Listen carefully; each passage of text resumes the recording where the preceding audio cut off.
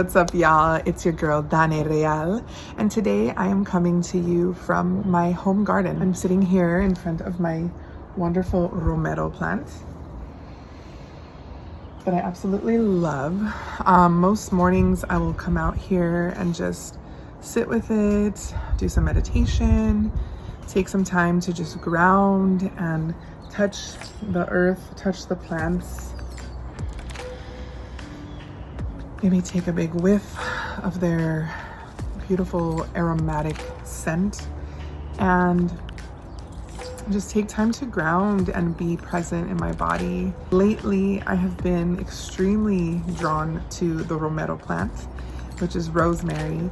And interestingly enough, romero is my mother's maiden name. So as I've been working more closely with plants and implementing them and integrating them into my work as a birth worker and a body worker and a healer, I have really been working with this plant a lot, and it's really opened my eyes to see it itself as an ancestor of sorts, whether it's maybe ancestors that I'm not familiar with or ancestors that I will never know, but this plant has acted as a living ancestor for me. And so I wanted to come on today and share a little bit about my name.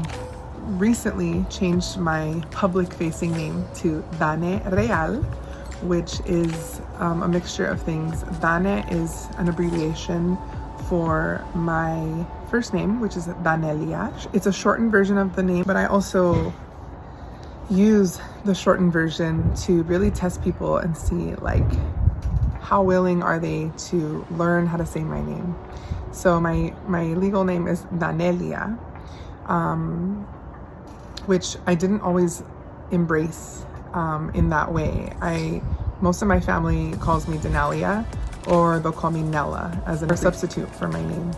And I've never really identified with Nella because I just felt like it was a name that was given to me for convenience for others because they couldn't say my name. And so that's usually what happens, like, right? When you have like a complicated name, people will just be like, oh, that's too hard, I'm just gonna call you D, or oh, that's too hard, I'm just gonna call you Danny. And it's like, no, that's not my name. That is not what I want to be called. And here's what my actual name is. And so maybe over the last 5 or so years, I've been really advocating for myself and telling people, like, this is how I prefer my name to be said. Please call me by my name. My name is Danelia. It's a light D, a soft D, Da-ne-li-a. And my nickname is Dane, which is a shortened version of Danelia. Now, my last name is really what I want to talk about today, because as I'm sitting here with my romero, thinking about my ancestors and the way that we carry them with us, whether it's in our DNA, whether it's in our names,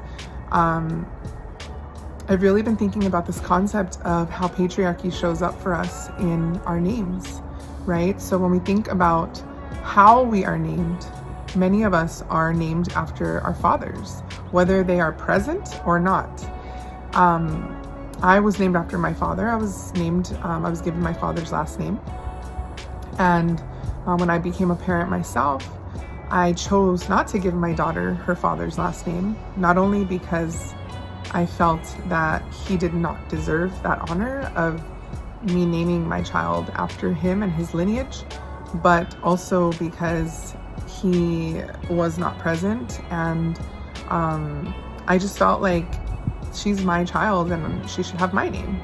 But when I think about what my name is, it's my father's name. And my father was named after his father and his father and his father and so on.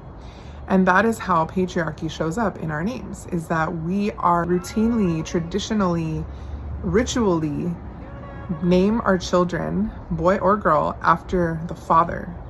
And so that is part of the reason I chose to give my daughter my name, because I felt like it was more empowering to our maternal lineage to carry on that name. But again, I'm carrying on the name of a man, right? My own father and his father.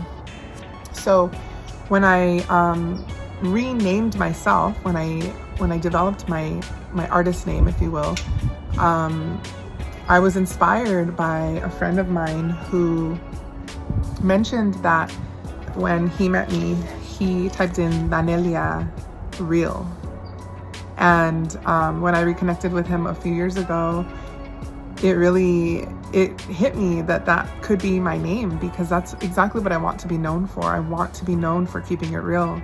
And I feel like I've always done that with y'all. Those of you who have been following me and been part of my community for so long, I always do my best to make sure that you are seeing my authentic self, that I'm not just showing up to perform for you in these social media platforms, that you're actually seeing me in real life, no filters, like just keeping it real, being real with y'all and sharing what brings me joy and hopefully inspires you to do something positive in your own life, to make positive changes and work through, these intergenerational wounds and traumas. So when I renamed myself, I decided to go with Dane Real, which is real, right, in Espanol, because I felt like it just kind of flowed, Dane Real. It's like, it just flows. I love that they're both 4-letter words. And I love that the idea that we can rename ourselves, right?